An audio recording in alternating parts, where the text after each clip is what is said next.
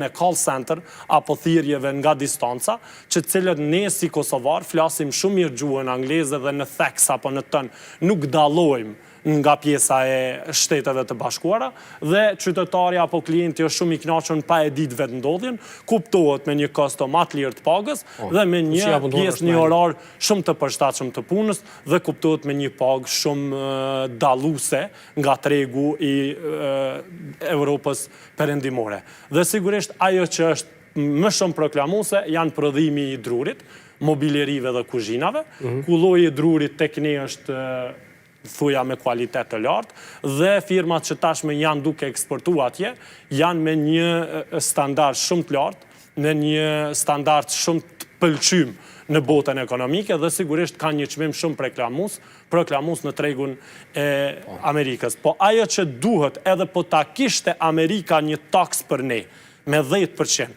atë duhet të ambulante Republika e Kosovës për hir të bizneseve që të futën në tregun e Amerikan. Sepse ne të gjithë tokat që ka në Kosovë, po të ishin fabrika, do të ishim 5 apo 7% e tregut Republikës Amerikane, Shtetet Bashkuara Amerikane. Po flasëm për një minimum, dhe atë minimum e kanë godit.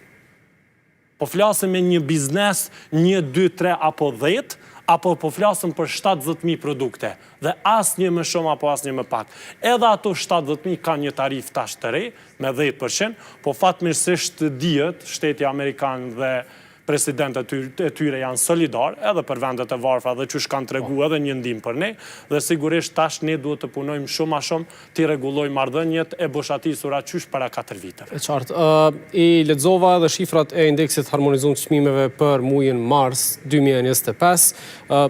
Periudhën e fundit nuk është që ka qenë përqindja e lartë e inflacionit vjetor në për muaj, sidomos në 2 vjetët e fundit. A mund të konsiderojmë që ka një varë stabiliteti ekonomik, apo thjesht pasojat janë duke vrejt prej viteve ku ka pas inflacion më të lartë në përqindje? Realisht fusha ekonomike inflacioni nuk e gjykon vetëm për një vit, sepse inflacioni kur futet në treg, futet nga mungesa e investimeve kapitale të Republikës Kosovës dhe nga rritja e importit apo mos prodhimit apo humbja e vendeve të punës, humbja ikja apo migrimi, humbja e firmave apo mbyllja e bizneseve, ikja e bizneseve nga i vend.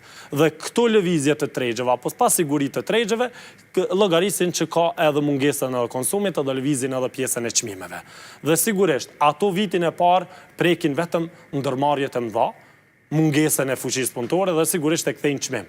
Pastaj prej çmimit mungesën e blerjes. Dhe kur qytetari fillon të blejë me çmimin e shtrejt, ndalet nuk ka më 3 produkte, po një produkt, atëherë pronari fitimin e 3 produkteve kthen me një produkt.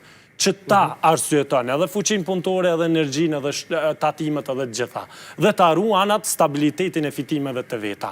Dhe kur qytetari mrin atë pikë, të dhonat në bankën qendrore, apo në dhonat statistikore, na dalin të ulta, por inflacioni në produkte është gjithmonë i lartë. Edhe nuk u befasova edhe me pjesën e çmimeve që ke prej peletit,